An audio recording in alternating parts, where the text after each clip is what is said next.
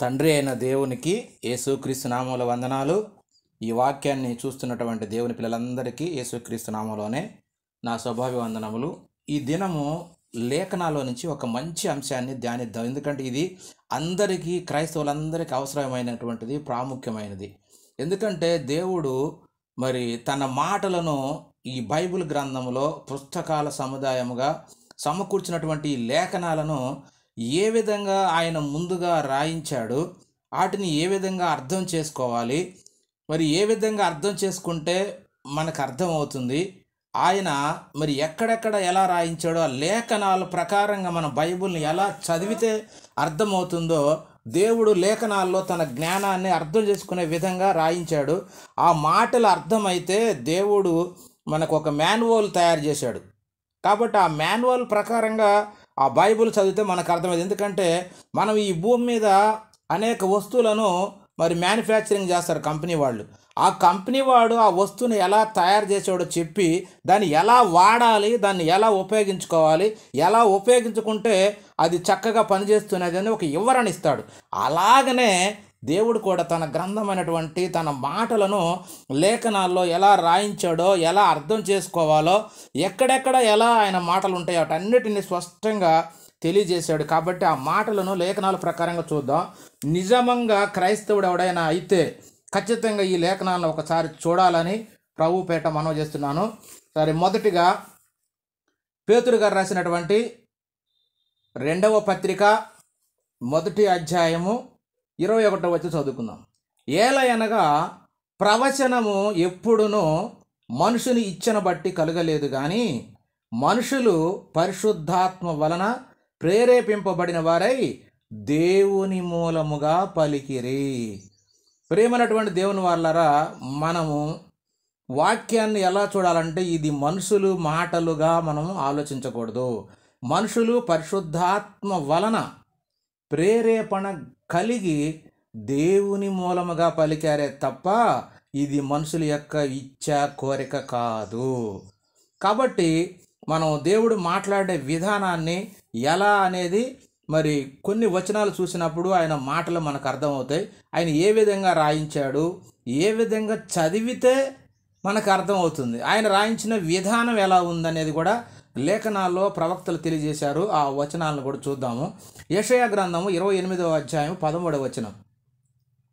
నత్తివారి పెదవుల చేతను అన్య భాషల చేతను ఈ జనులతో మాట్లాడుచున్నాడు, అయినను వారు విననొల్లరైరి.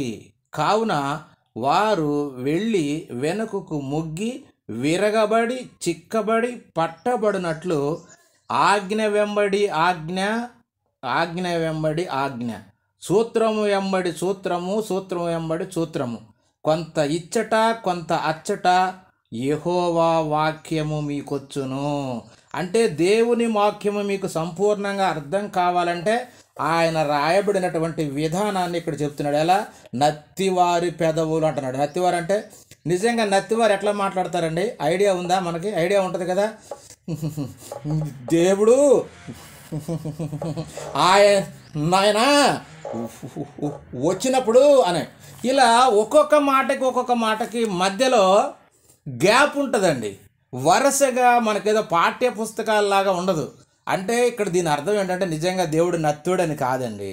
అంటే నత్తివాని పెదవులంటే నత్తివాళ్ళు ఏ విధంగా అక్కడ ఒక మాట మాట్లాడే మధ్యలో గ్యాప్ ఇచ్చి మళ్ళీ ఇంకొక మాట మాట్లాడతారో, మళ్ళా గ్యాప్ ఇచ్చి మళ్ళీ ఒక మాట మాట్లాడతారో, అలా దేవుని మాటలు అక్కడక్కడ ఆపి రాయబడి ఉంటాయి. ఇది అంటే ఆ నత్తివాడి యొక్క ప్రవర్తన మనకు అర్థమైతే దేవుని మాటలు ఆగి ఉంటాయి. వరుస క్రమంలో ఉండవు.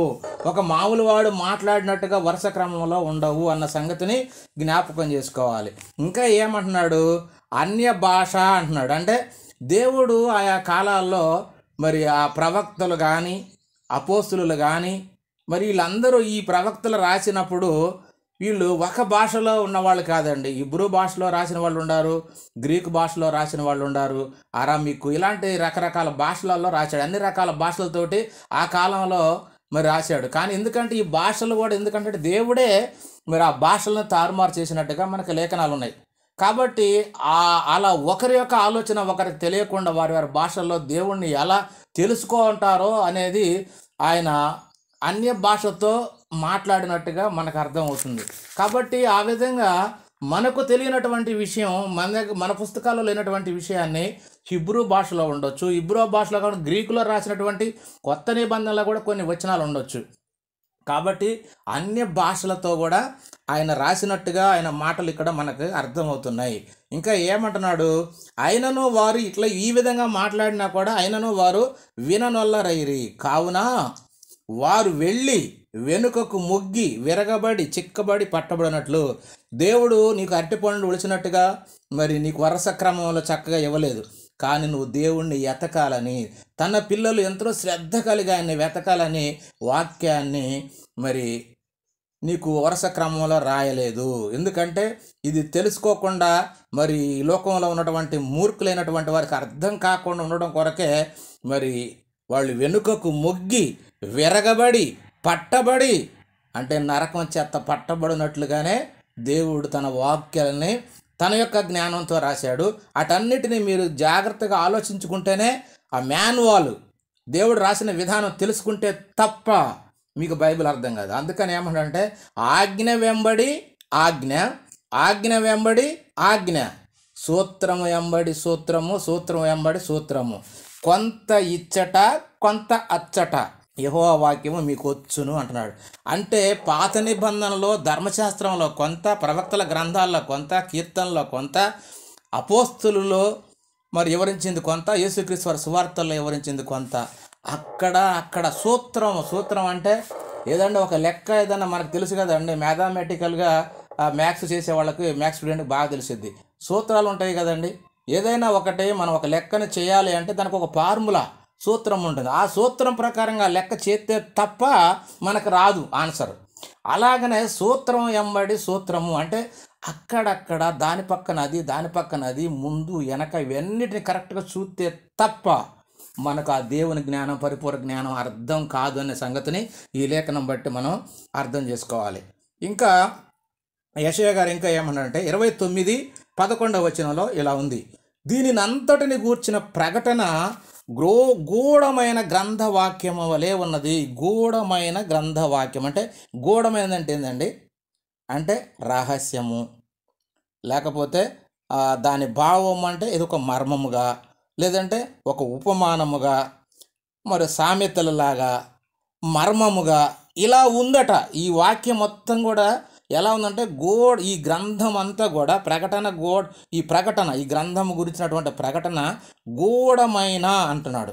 గ్రంథ వాక్యం వలె ఉన్నదంటే ఇది డైరెక్ట్గా అర్థమయ్యే భాషలో కాదు. దీనిలో ప్రతి మాటకు సృష్టిలో ఉన్నటువంటి తన సృష్టిని చూపించి ఆ సృష్టిని మనము భౌతికంగా చూసి ఆత్మీయంగా పరలోక విషయాలు అర్థం చేసుకోవాలన్న సంగతి ఇందులో గూఢమైనటువంటి అర్థం ఉంది.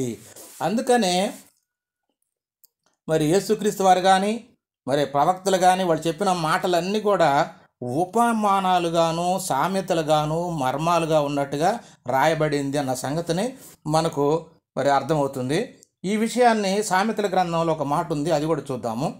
సామెతల గ్రంథం 1వ అధ్యాయం 6వ వచనంలో ఏమంటున్నాడంటే, వీటి చేత అంటే సామెతలను భావచూసిక విషయములను, దేవుని జ్ఞానం అంతా కూడా భావచూసికముగా ఉపమానాలుగా ఉన్నాయన్న సంగతి మనకి ఇక్కడ కూడా అర్థం కావాలి.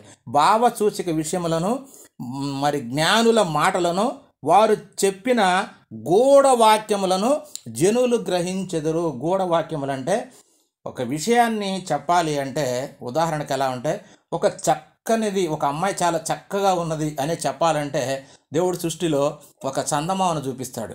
ఆహా ఎంత బాగుందిరా, ఈ అమ్మాయి ముఖం అచ్చం చంద్రబింబంలాగున్నది అని అంటాం.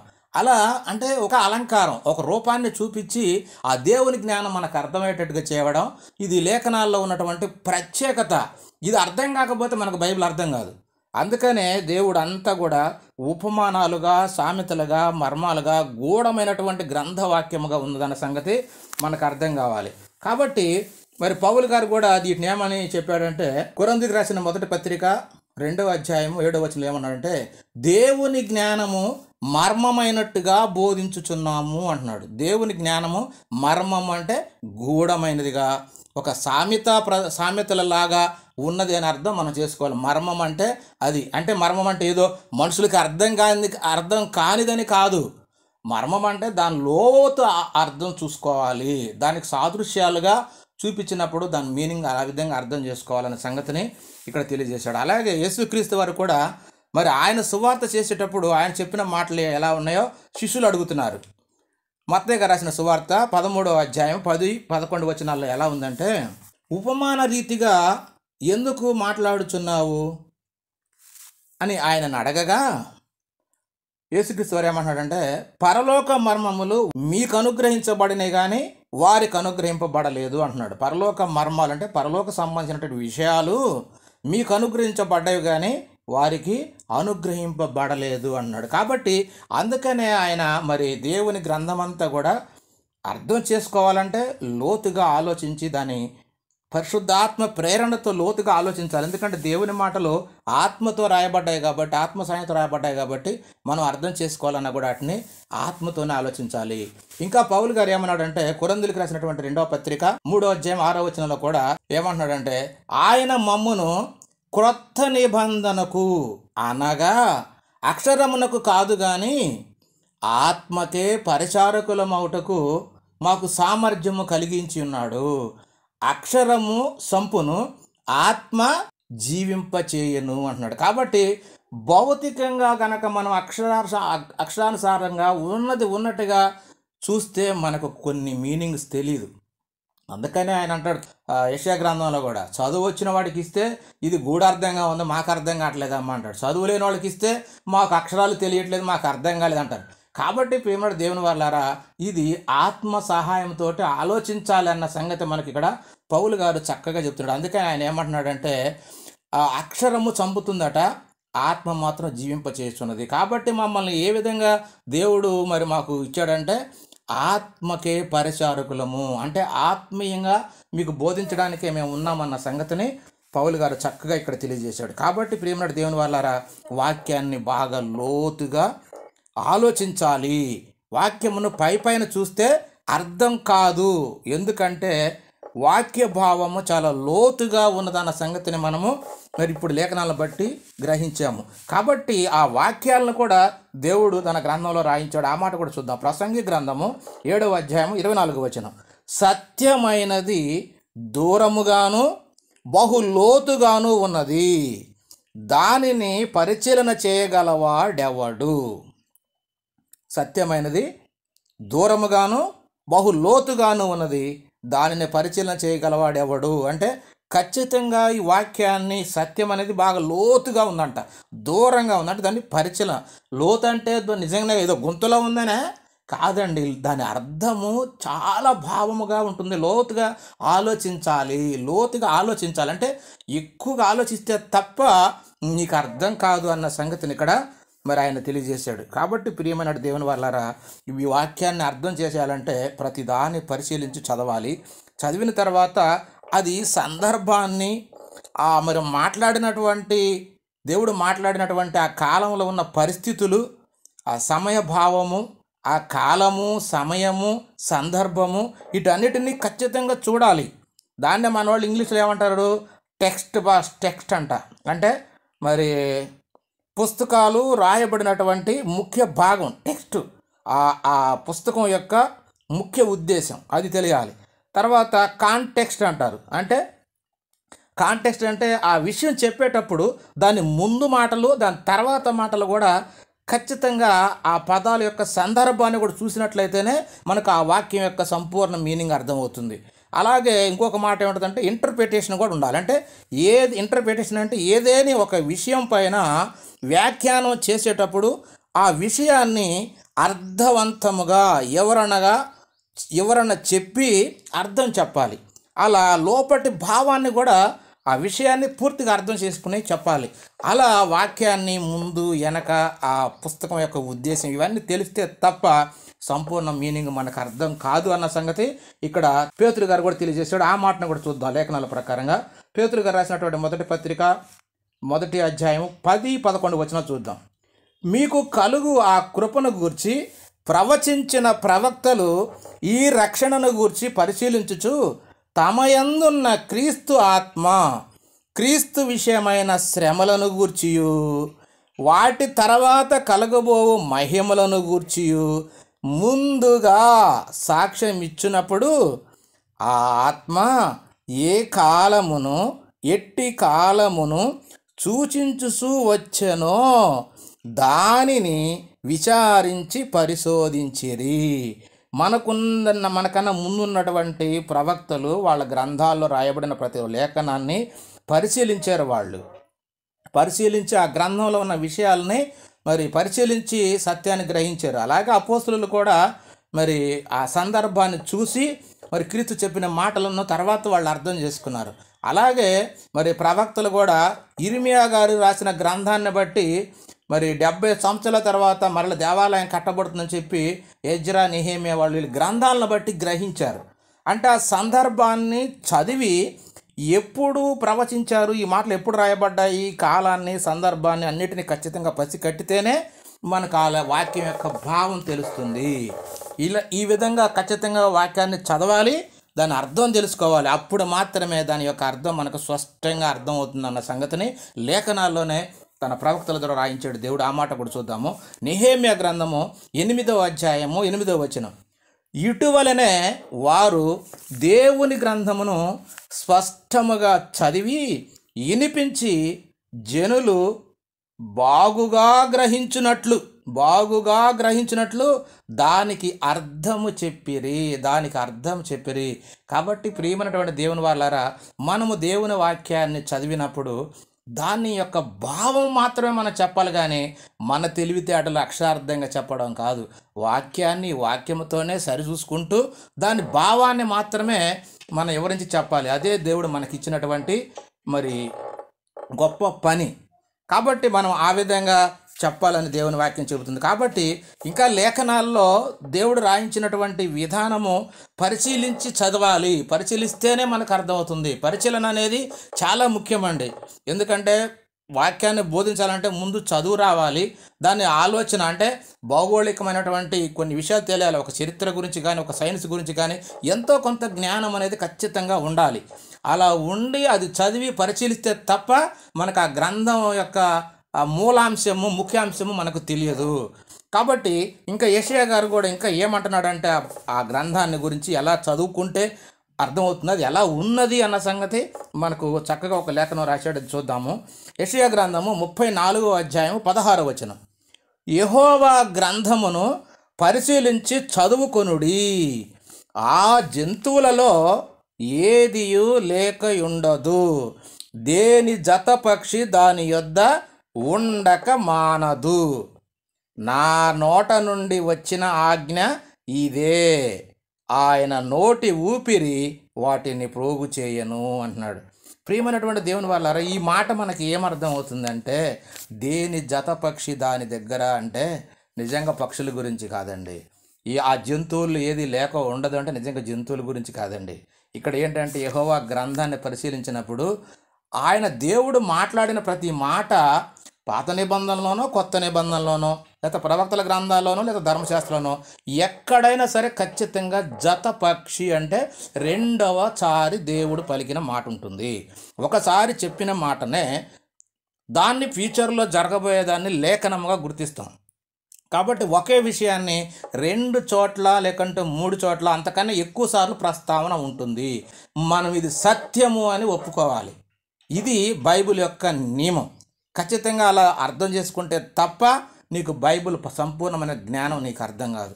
అందుకనే దేని జత పక్షి దాని దగ్గరే దాని యొద్ద ఉండును అంటున్నాడు. జత పక్షి అంటే రెండు వాక్యాలు ఒకే విషయాన్ని స్థిరపరిస్తే తప్ప అది మనకు సత్యమని మనకు అర్థం కాదు.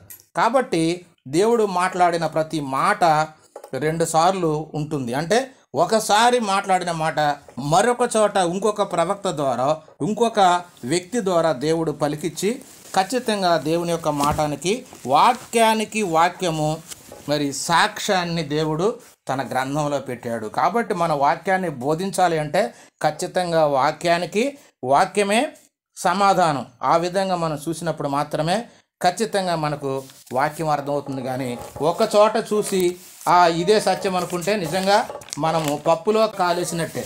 నిజంగా చెప్తున్నా. ఎందుకంటే ఒక చోట చూసి దాన్ని ఫైనల్ అనడానికి మనకి వీల్లేదు. ఎందుకంటే యేసుక్రీస్తు వారు కూడా చక్కగా ఇద్దరు మనుషుల సాక్ష్యం రైట్ అంటాడు. ధర్మశాస్త్రం అంతా ఇదే, న్యాయశాస్త్రం కూడా ఈ రోజున పరిపాలన జరిగేది కూడా సాక్షులు ఉండాలి ఖచ్చితంగా. ఒక మాటతోనే ఒక్కళ్ళు మాట్లాడిన మాటలే మనం కరెక్ట్గా అనుకోకూడదు. కాబట్టి దానికి సాక్ష్యం ఇంకొకటి కావాలి అంటున్నాడు. చూద్దాం. యోహాను గారు రాసినటువంటి సువార్త 8వ అధ్యాయం 16వ వచనంలో యేసుక్రీస్తు వారు ఇలా మాట్లాడుతున్నాడు. నేను ఒక్కడనై ఉండక నేనును నన్ను పంపిన తండ్రి కూడా నున్నాము, కనుక నేను తీర్పు తీర్చినను నా తీర్పు సత్యమే. మేమిద్దరం అంటున్నాడు ఇక్కడ. యేసుక్రీస్తు వారు ఒక్కడే కాదు, నేనును నన్ను పంపిన తండ్రి. అంటే ఇద్దరు అంటే భౌతికంగా శరీరాన్ని ధరించుకొని ఇద్దరు లేరు, కానీ దేవుని యొక్క ఆత్మ ఆయనలో ఉన్నది. నేను దేవుని ఆత్మ ఇద్దరం కలిసే ఉన్నాము అనే సంగతిని ఇక్కడ మనకు అర్థం కావాలి. అలాగే ధర్మశాస్త్రం కూడా అదే విషయాలు చెప్తుంది. తర్వాత 17వ వచనం చదువుకుందాం. మరియు ఇద్దరు మనుషుల సాక్ష్యము సత్యమని మీ ధర్మశాస్త్రంలో రాయబడి ఉన్నది కదా అని ఇక్కడ ప్రశ్నిస్తున్నాడు. ఇక్కడ అడుగుతున్నాడు. ఇద్దరు మనుషుల సాక్ష్యము సత్యమని మీ ధర్మశాస్త్రము రాయబడి ఉన్నది కదా అంటున్నాడు. నిజంగా ఎక్కడ రాయబడి ఉందండి? ధర్మశాస్త్రంలో ఉందా? ఖచ్చితంగా ఉండే ఉంటుందండి. యేసుక్రీస్తు వారు అబద్ధం చెప్పడు కదా. కాబట్టి ఎక్కడుందో అది కూడా చూద్దాం. ద్వితీయోపదేశకాండము 19వ అధ్యాయము 15వ వచనం. ఒకడు చేయు సమస్త పాపములలో ఏ అపరాధమును గూర్చియే గాని ఏ పాపమును గూర్చియే గాని ఒక సాక్షి యొక్క సాక్ష్యమును అంగీకరింపకూడదు. ఇద్దరు సాక్షుల మాట మీదనైనను ముగ్గురు సాక్షుల మాట మీదనైనను ప్రతి సంగతి స్థిరపరచబడును. ప్రతి మాటను ఇది రైటు అని స్థిరపరచుకొని నువ్వు రూఢీపరచుకొని ఇతరులకు బోధించాలి అంటే లేఖన సాక్ష్యం చూపించే చెప్పాలి ప్రియ మిత్రమా. ఇది బైబిల్ యొక్క నియమము. కాబట్టి ఇంకా మరి ద్వితీయోపదేశ కాండంలోనే కాదు, మరి మత్తయ్య గారు కూడా రాశాడు. మత్తయ్య గారు చెప్పారు, మరి పౌలు గారు చెప్పాడు. ఆ మాటలు కూడా చూద్దాం. మత్తయ్య గారు రాసినటువంటి సువార్త 18వ అధ్యాయము 16వ వచనం. ఇద్దరు ముగ్గురు సాక్షుల నోట ప్రతి మాట స్థిరపరచవలెను. స్థిరపరచబడినట్లు నీవు ఒకరిద్దరిని వెంటబెట్టుకొని అతని యొద్దకు పొమ్ము అంటున్నాడు. అంటే ఎవరి మీద అయినా సరే వ్యాజ్యం ఉన్నా ఏ విధంగా అయినా సరే ఇద్దరు లేక ముగ్గురు సాక్షుల మాట స్థిరపరచాలి. ఇది బైబుల్ రూలు. కాబట్టి దేవుడే రూలు పెట్టి దేవుడు ఒక సాక్ష్యంతో వదిలిపెడితే అది కుదరదండి. దేవుడు కూడా ప్రతి మాటను స్థిరపరచడానికి 2 లేక 3 సాక్ష్యాలని దేవుడు తన వాక్యంలో పెట్టాడు. ఇది అర్థం కావాలి. అలాగే పౌలు గారు కూడా తిమోతికి రాసినటువంటి మొదటి పత్రిక 5వ అధ్యాయం 19వ వచనంలో ఇలా అంటున్నాడు. 2-3 సాక్షులు ఉంటేనే పెద్ద మీద దోషారోపణ అంగీకరింపకూడదు అంటున్నాడు. అంటే 2 లేక 3 సాక్షులు ఉండాలి. ఒక వ్యక్తిని దోషి అని చెప్పాలన్నా, ఒక వ్యక్తి మంచివాడని చెప్పాలన్నా 2 కంటే మించి ఉండాలి సాక్షులు అన్న సంగతిని ఇక్కడ చెప్తున్నాడు. కాబట్టి ఇవన్నీ కూడా మరి ధర్మశాస్త్రంలో మాటలే ఇవన్నీ. కాబట్టి మోషే ధర్మశాస్త్రంలో కూడా మాట్లాడిన ప్రతి లేఖనానికి మనము స్థిరపరచాలి అంటే ఖచ్చితంగా క్రీస్తు బోధలో కానీ పరిశుద్ధాత్మతో మాట్లాడిన అపోస్తుల బోధలో కానీ సాక్ష్యం కావాలి. అది లేకుండా అంటే ఆ సాక్ష్యం లేకుండా అంటే రెండవ సాక్ష్యం లేకుండా ఒక్క మాటను గురించి మాత్రం అదే సత్యమని ఖచ్చితంగా చెప్పకూడదు. ఆ మాటను బట్టి నేను ఇది రైటు అని చెప్పడానికి వీల్లేదు. కాబట్టి 2 లేక 3 సాక్ష్యాలను బట్టి ఇది రూఢి అని ఖచ్చితంగా బైబిల్ని బట్టి మరి చెప్పొచ్చు అన్న సంగతిని ఇక్కడ దేవుడు తెలియజేశాడు. కాబట్టి దేవుడు ప్రతి దాన్ని ఒక్కసారి పలుకుతాడు, 2 మార్లు పలుకుతాడు, ఖచ్చితం 2 మార్లు పలుకుతాడు అన్న సంగతిని లేఖనాలలో ఆయనే తెలియజేశాడు. ఆ మాటను చూద్దాము. యోబు గ్రంథము 33వ అధ్యాయం 14వ వచనం. దేవుడు ఒక్క మారే పలుకును 2 మారులు పలుకును. ఒక్క మారు పలుకును 2 మారులు పలుకును, అయితే మనుషులు అది కనిపెట్టరు. అంటే మనుషులకి అర్థం కాదు, వాళ్ళు కరెక్ట్గా చూడరు, అర్థం చేసుకోరు అని చెప్తున్నాడు. కాబట్టి ప్రతి మాట 2 లేక 3 సార్లు గ్రంథంలో చెప్పబడి రాయబడి ఉంటుంది. దేని జతపక్షి దానికే ఉంటుంది. ఖచ్చితంగా ఒక లేఖనానికి ఆధారం ఇంకొక చోట లేఖనం రాయబడి ఉంటుంది. దాన్ని బట్టే అది స్థిరమైన మాట, ఇది వాస్తవము, అది సత్యము, ఇది దేవుని మాట అని నువ్వు కన్ఫర్మ్ చేసుకోవాలి. అంతేగాని ఒక చోట మిడిమిడిగా ఉన్న జ్ఞానాన్ని బట్టి, తర్జుమా లోపాలను బట్టో, లేకపోతే అక్కడ అర్థం కాకుండా ఉండదాన్ని నువ్వు ఖచ్చితంగా చెప్పడానికి వీల్లేదు. ఇది ధర్మశాస్త్రం యొక్క రూలు. కాబట్టి ప్రియమైన దేవుని వాళ్ళ దేవుడు మాట్లాడేటప్పుడు ఎలా మాట్లాడతాడండి? ఆ రోజుల్లో మరి దేవుని వాక్యాన్ని రాసిన వాళ్ళందరూ కూడా దేవుని మాటలు ఎలా తీసుకున్నారంటే, మరి రకరకాలుగా కళల ద్వారా, దర్శనాల ద్వారా, ముఖాముఖిగా మాట్లాడటం, దేవుని మరి దూతల ద్వారా మాట్లాడటం, ఇలాంటివన్నీ ఉన్నాయి. అబ్రహాం గారు అయితే మరి దర్శనం ద్వారా మరి అబ్రహాం గారికి కొన్ని విషయాలు దేవుడు మాట్లాడాడు. యాకోబు గారితో కళలోనో స్వప్నంలో మాట్లాడాడు. మోషే గారితో ముఖాముఖిగా, దానియేలు గారితో దర్శనం ముందు ఆయన ఏమంటాడు, దర్శనం ముందు మరి గాబ్రియల్ అన్నటువంటి దూతల ద్వారా మరి దానియేలు గారితో మాట్లాడతాడు. అలాగే యేసేపు గారు మరి ఆయన కళల భావం చెప్పేవాడు, కళల స్వప్నాలు కానివాడు, స్వప్న భావాలు కూడా చెప్పేవాడు. అంటే ఆయన ఏం చెప్పాడంటే, కళల భావం చెప్పుట దేవుని ఆధీనమే. కళల భావం చెప్పాలంటే ఖచ్చితంగా అది దేవుని వల్లనే అవుతుంది, కానీ మనుషుల వల్ల కాదు. అలాగే ఆ భావాల గురించి, కళల గురించి కూడా దానియేలు గారు కూడా ఒక మాట చెప్పాడు. ఎందుకంటే దానియేలు గ్రంథం 2:28 ఏముంటుందంటే, అయితే మర్మములు బయలుపరచగల దేవుడు ఒకడు పరలోకమందున్నాడు, దేవుడే సమస్తమును సాధ్యమండి. ఆయన కళలైనా, దర్శనాలైనా, ముఖాముఖిగా మాట్లాడినా, దేవతల ద్వారా మాట్లాడినా, ఏ మనిషిని ప్రేరేపించి మాట్లాడినా అవన్నీ దేవుని వలనే సాధ్యమవుతాయి. కాబట్టి మనుషుల వల్ల కాదు. ఈ సంగతి మనం చక్కగా అర్థమైతే బైబిల్ అర్థమవుతుందండి. బైబిల్ చదివినప్పుడు మనకు అర్థమవుతుంది. మరి ఇది మోషే గ్రంథంలో కూడా రాయబడింది, అది కూడా చూద్దాం. ద్వితీయోపదేశకాండం 29:29 ఇలా ఉంది, రహస్యములు మన దేవుడైన యెహోవాకి చెందును.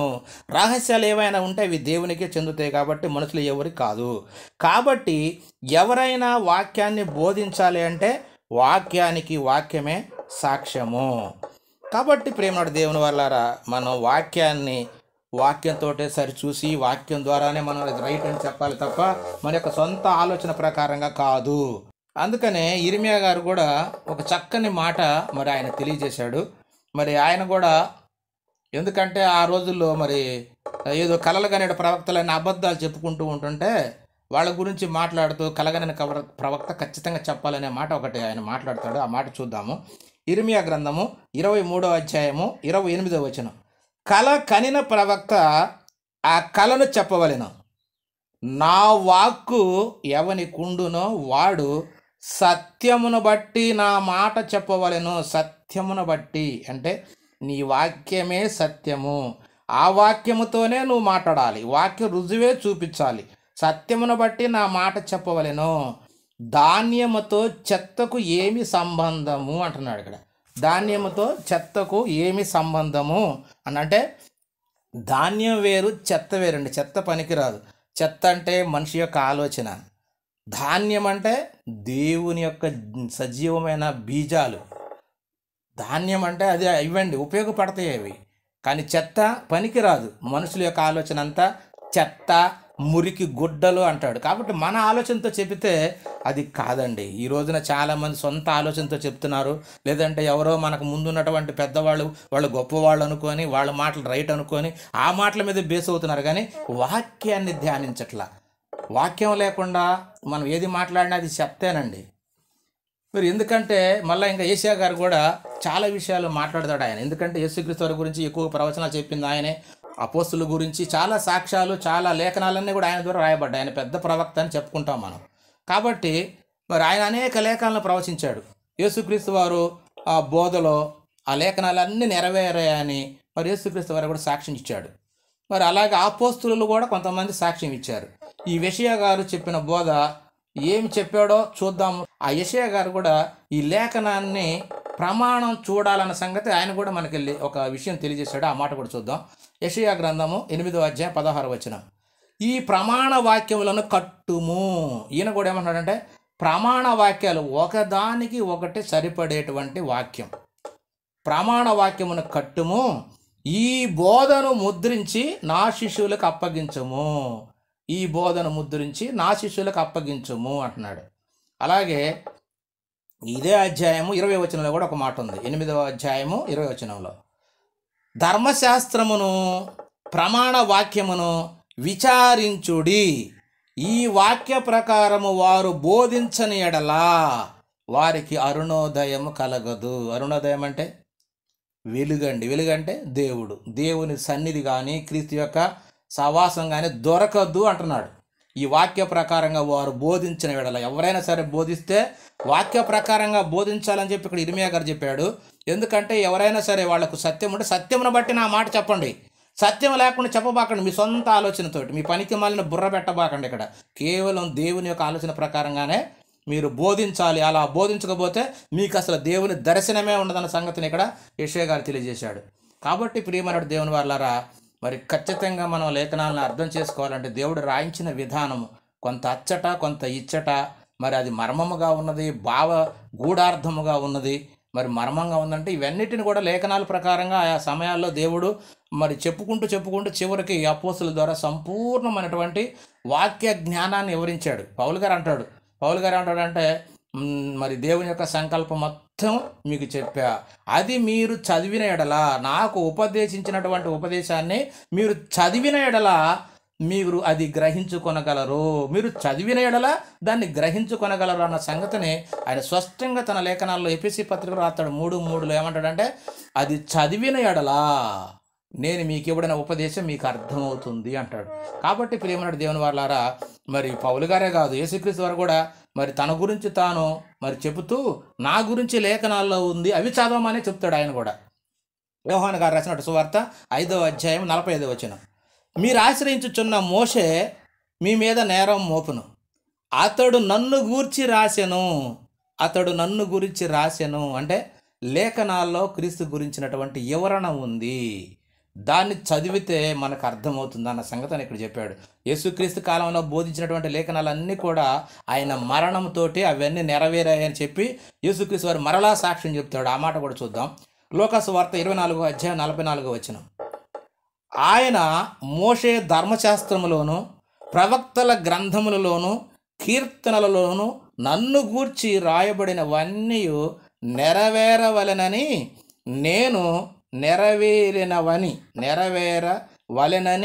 నేను మీ యొద్ద ఉండినప్పుడు మీతో చెప్పిన మాటలో నెరవేరినవని వారితో చెప్పాను. యేసుక్రీస్తు వారి సువార్తలో ఏదైతే ఆయన గురించి నెరవేరుతాయో, ఆయన జరిగించాల్సిన పనులన్నిటికీ మరి ఆయన శ్రమలు, కష్టాలు, బాధలు, శిలువ మరణం ఇవన్నీ కూడా చెప్పడం, 3వ దినం లేపటం, ఇవన్నీ కూడా ముందుగా చెప్పాడు. ఆయన శిలువలో నెరవేర్చి తిరిగి 3వ దినాన లేపబడ్డాడు. ఇవన్నీ కూడా నెరవేరినవి. నన్ను గురించి అన్ని చోట్ల ధర్మశాస్త్రం, ప్రవక్తల గ్రంథాలు, కీర్తనలు అన్ని చోట్ల రాయబడినవన్నీ కూడా నెరవేరినవి అంటున్నాడు. కాబట్టి ప్రియమైన దేవుని వాళ్ళారా, ఆయన గురించి సంపూర్ణంగా బైబిల్ గ్రంథంలో రాయబడి ఉన్నాయి. కాబట్టి ఆ విషయం మనకు అర్థం కాక ఈ రోజున కూడా ఇప్పటికి కూడా మన ఇష్టానుసారంగా మనం చెప్తున్నాం తప్ప నిజంగా లేఖనాలను ధ్యానించట్లేదు. నిజంగా మరి దేవుణ్ణి ఎవరూ చూడలేదని లేఖనాల్లో మరి అన్ని సాక్ష్యాలు ఉన్నాయి. దేవుని దగ్గర నుంచి అపోస్తుల దాకా దేవుణ్ణి ఎవరూ చూడలేదని అంటే ఈ రోజున క్రైస్తవ సహోదరులు అందరూ దేవుణ్ణి చూశారు అంటారు. అంటే యేసుక్రీస్తుని చూసి దేవుడు అంటున్నారు తప్ప యేసుక్రీస్తు దేవుడు కాదన్న సంగతి వీళ్ళకి అర్థం కావట్లా. అపోస్తులు అందరూ చెప్పారు, అలాగే క్రీస్తు చెప్పాడు, దేవుడు చెప్పాడు, అయినా కానీ వాళ్ళ మాటలు అర్థం కావట్లా. ఇంకెవరి మాటలు బైబిల్లో లేఖనాలను అర్థం చేసుకున్నప్పుడు ఇంకెవరిని అర్థం చేసుకుంటారు? మనకు దేవుని గురించి దేవుణ్ణి చూడలేదని మనకు సాక్ష్యాలు ఎలా ఉంటాయి? మొట్టమొదటి దేవుడిచ్చిన సాక్ష్యం ఏంటంటే మోషేకి సాక్ష్యం ఇచ్చాడు. అక్కడ నిర్గమాకాండము 33:20 వచనంలో ఏమంటాడంటే, ఏ నరుడు నన్ను చూసి బతకడు. ఇది దేవుడిచ్చినటువంటి సాక్ష్యం మోషేకి. అలాగే యెషయా గారు కూడా 64:4 ఏమంటాడంటే, నీవు తప్ప తన కార్యము సఫలము చేయు మరి ఏ దేవునిని ఎవడు నే కాలములో చూచి ఉండలేదు, ఏ దేవుణ్ణి చూసి ఉండదని చెప్పి యెషయా గారు చెప్తున్నాడు. మరి యేసుక్రీస్తు కాలంలో యేసుక్రీస్తు గారు కూడా ఏం చెప్పాడు? యోహాను గారు రాసినటువంటి సువార్త 5వ అధ్యాయం 37వ వచనంలో ఏమన్నాడంటే, ఎవడు ఏ కాలమందు ఆయన స్వరము వినలేదు, ఆయన స్వరూపాన్ని చూడలేదని స్పష్టంగా యేసుక్రీస్తు వారు చెప్పాడు. మరి పౌలు గారు కూడా చెప్పాడు. పౌలు గారు ఏం చెప్తాడు? తిమోతికి రాసిన మొదటి పత్రిక 6వ వచనం ఏమంటాడంటే, సమీపింపరాని తేజస్సులో ఆయన మాత్రం వసించుచూ ఉన్నాడు, ఆయనను ఎవ్వరు చూడలేదు, ఎవరు చూడనేరరు. ఏమండి, ఇంత చక్కటి సాక్ష్యాలు ఉన్నప్పుడు ఇంకెందుకు మనం అపార్థం చేసుకోవాలి? ఇంకా యోహాను గారి సాక్ష్యం. యోహాను గారు ఎవరు? క్రీస్తుకు ప్రియ శిష్యుడు, క్రీస్తు పక్కనే ఉండి తిరిగినటువంటి ఆయన. మరి ఈయన యోహాను సువార్త 1:1 ఉందిగా, వాక్యము దేవుడై ఉండెను అని అన్నాడు కదా. వాక్యమై ఉన్నటువంటి దేవుడు ఎవరు? మనందరం అనుకునేది ఏంటంటే యేసుక్రీస్తే వాక్యమైన దేవుడు అనుకుంటున్నాం. మరి ఆయన చూశారు కదండి. ఈయన 2 నాలుకల దొరలతో మాట్లాడుతున్నాడా? లేకపోతే యేసుక్రీస్తు వారిని ఈయన చూడలేదా? ఈయన మనిషి కాదా? ఈయన మనిషే కదా. మరి ఆయన చూసినప్పుడు నేను చూసానని అనాలి, కానీ ఎవడో చూడలేదు అంటాడేంటి? ఆ వచనం కూడా చూద్దాం మనం. ఆ వచనం ఏమిటంటే, యోహాను మొదటి పత్రిక 4వ అధ్యాయం 12వ వచనం, ఏ మానవుడును ఎన్నడును దేవుణ్ణి చూడలేదు. అయ్యా, వాక్యాలు మనకు అర్థం కాకపోతే ఇంకా మనకి ఎవరు బుద్ధి చెప్తారు? క్రైస్తవులైన మనకే దేవుడు మనకు రాయించిన వాక్యాలు మనకు అర్థం కాకపోతే ఏ నరుడు, ఏ మానవుడు ఎప్పుడు దేవుణ్ణి చూడలేదని కంఠాపదంగా సాక్ష్యం ఇచ్చారు అపోస్తులు, యేసుక్రీస్తు వారు, దేవుడు. ఇంతమంది సాక్ష్యాలు ఇస్తే మనకి ఇంకా ఇప్పటికి కూడా మన క్రైస్తవులకు అర్థం కాని ఏంటంటే యేసుక్రీస్తు దేవుడు. మరి యేసుక్రీస్తు దేవుడు అయితే మరి ఆయన నన్ను చూస్తే దేవుడిని చూశాడు అంటే అది అపార్థం చేసుకున్నారు. ఒకవేళ ఈ సాక్ష్యాలు కనుక నిజమైతే వీళ్ళు చెప్పిన మాటలన్నీ అబద్ధం అవుతాయి.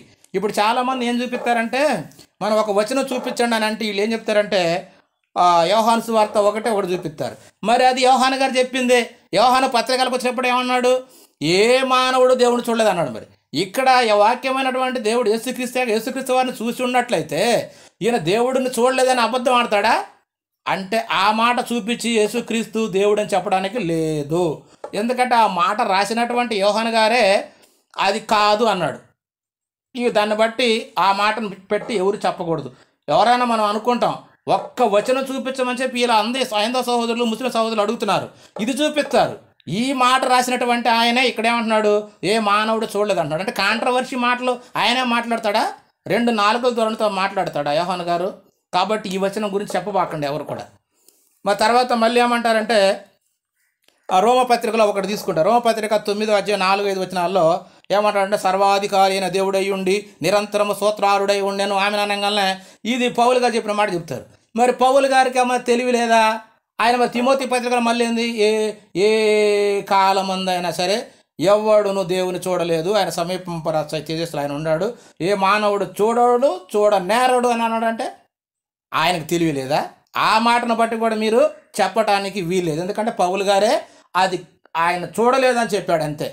కాబట్టి యేసుక్రీస్తు వారు ఆయన మాటల్లో కూడా దేవుడు కాదు. మరి ఇంకొక మాట పౌలు గారు చెప్తాడు ఏంటంటే, తీతు పత్రిక 2:13 తీసుకొని, మహాదేవుడును మన రక్షకుడైన యేసుక్రీస్తు అనగా ఇది కూడా పౌలు గారు చెప్పిందేగా. ఇలా చెప్పిన పౌలు గారు మళ్ళీ అక్కడ తిమోతి పత్రిక చూడలేదని ఎందుకు చెప్తాడండి? కాబట్టి ఇక్కడ మాటలు, ఈ మాటలు, యోహాను గారు చెప్పిన మాటలు ఇవి కాదు, ఇవి ఎక్కడో దోషం ఉంది, ఇది కరెక్ట్గా ఆలోచించాలి. ఎందుకంటే బైబిల్లో వారికి వాళ్ళే కాంట్రవర్సీగా మాట్లాడరు. కనీసం ఇదన్నా మన క్రైస్తవులకు అర్థం కావాలి. కాబట్టి ప్రియమైన దేవుని వాళ్ళారా, ఇవి కాకుండా ఇంకెక్కడైనా ఏమన్నా ఉన్నాయా? వాళ్ళే కాదని చెప్పారు. ముందు చెప్పినటువంటి వారు కాదన్నారు అంటే వీటిలో ఏదో ట్రాన్స్లేషన్ మిస్టేక్ కానీ, లేకుంటే మాట్లాడే విధానంలో, అర్థం చేసుకునే విధానంలో లోపం ఉందని గుర్తించాలి. వాళ్ళు ఒకసారి అవునని చెప్పి మళ్ళీ కాదని చెప్పడానికి వాళ్ళు అలా చెప్పరండి. మరి మన ప్రింటింగ్ లోపం కావచ్చు, భాషాంతరీకరణ చేసినప్పుడైనా లోపాలు కావచ్చు, కానీ వాళ్ళు స్పష్టంగా చెప్పారు కాదు అని. కాబట్టి దాన్ని నమ్మాలి. ఎవరైనా ప్రియమైన దేవుని పిల్లలారా, ఎవరైనా సరే మరి పాత నిబంధనలో కానీ కొత్త నిబంధనలో కానీ స్పష్టంగా దేవుడు చెప్పినట్టుగా నేనే దేవుడును, నేను తప్ప వేరొక దేవుడు లేడు అనేటువంటి డైరెక్ట్ వచనం ఏదైనా సరే 1 లేక 2 చోట్ల ఉంటేనే దాన్ని నువ్వు ఖచ్చితంగా నమ్ము. లేదంటావా నీకు అరుణోదయం కలగదు, దేవుని యొక్క దర్శనం జరగదు, నీకు నరకమే సహోదరుడా. ఖచ్చితంగా బైబిల్లో ఇన్ని లేఖనాలు ఉన్నాయి. వాక్యాన్ని అర్థం చేసుకోవడానికి దేవుడు స్పష్టంగా తన భక్తుల ద్వారా రాయించాడు. ప్రతి దాన్ని చూసి నిజంగా నీ విశ్వాసం ఎలా ఉండాలంటే 2 లేక 3 సాక్షులు ఖచ్చితంగా ఈ వాక్యానికి సాక్ష్యం పలకాలి. అలాంటి మాటలు ఉంటే ఖచ్చితంగా నన్ను హెచ్చరించండి అయ్యా, నేను కూడా మీ మాటలు విని క్షణంలో ఉంటానయ్యా. కాబట్టి ఎవరైనా సరే సహోదరులారా, ఈ విషయాలన్నిటిని చూసి నన్ను హెచ్చరించాలని ప్రభు పేరిట మనవి చేస్తూ మరి నేను ముగిస్తున్నాను. ఎందుకంటే చాలామంది త్రియేక దేవుడు అంటున్నారు. ఎక్కడుందండి బైబిల్లో త్రియేక దేవుడు ఉందా? మొన్న ఒక బ్రదర్ చెప్తున్నాడు, మేము త్రియేక దేవుడిని నమ్ముతున్నామండి, త్రిత్వ సిద్ధాంతాన్ని, త్రియేకుడుగా ఉన్నాడు. ఎవరు చెప్పారయ్యా నీకు బుద్ధి లేనటువంటి మాటలు? త్రియేకుడు అని లేదు నాయన, నువ్వు అలా అర్థం చేసుకున్నావు. మన ముందున్నట్టు వారు ఆ మాటలను బట్టి అందులో ఉన్న భావాన్ని అర్థం చేసుకోకుండా ముగ్గురులో అలాంటి గుణాలే ఉన్నాయి కనుక, ముగ్గురికి ఆయే పదాలు వాడారు కనుక, ముగ్గురు నామము దేవుని నామమే కనుక ముగ్గురిని కలిపేశారయ్యా, కట్టగట్టేశారు. లేదు ప్రియ సహోదరులారా, అక్కడ సందర్భాన్ని కనుక, అందుకనే బైబుల్ని టెక్స్ట్, కాంటెక్స్ట్, ఇంటర్ప్రిటేషన్, సందర్భాన్ని చదివితే ఖచ్చితంగా దేవుడు దేవుడే, యేసుక్రీస్తు వారు దేవుని కుమారుడు, పరిశుద్ధాత్మ పరిశుద్ధాత్మనే, తండ్రి ఒక్కడే దేవుడు, యేసుక్రీస్తు ప్రియకుమారుడు, జనిదైక కుమారుడు, అద్వితీయ కుమారుడు, పరిశుద్ధాత్మ రెండవ కుమారుడుగా దత్తపుత్రాత్మగా ఉండి మన తరపున దేవునికి జ్ఞాపన చేస్తున్నాడు. ఇది బైబిల్ సత్యం. చక్కగా బైబిల్ ధ్యానించండి, పరలోకానికి చేరటానికి సిద్ధపడమని ప్రభు పేరిట మనవి చేస్తూ నేను ముగిస్తున్నాను. అందరికీ వందనాలు, దేవునికి స్తోత్రం.